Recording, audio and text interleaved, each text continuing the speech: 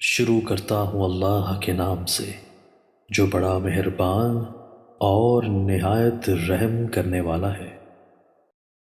حضرت ابو ہریرہ رضی اللہ عنہ نے بیان کیا کہ نبی کریم صلی اللہ علیہ وآلہ وسلم نے فرمایا، میں حوض پر کھڑا ہوں گا، ایک جماعت میرے سامنے آئے گی، اور جب میں انہیں پہچان لوں گا تو ایک شخص فرشتہ میرے اور ان کے درمیان سے نکلے گا اور ان سے کہے گا کہ ادھر آؤ۔ میں کہوں گا کہ کدھر؟ وہ کہے گا کہ واللہ جہنم کی طرف۔ میں کہوں گا کہ ان کے حالات کیا ہیں؟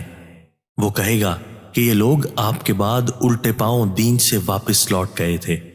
پھر ایک اور گروہ میرے سامنے آئے گا، اور جب میں انہیں بھی پہچان لوں گا تو ایک شخص فرشتہ میرے اور ان کے درمیان سے نکلے گا اور ان سے کہے گا کہ ادھر آؤ۔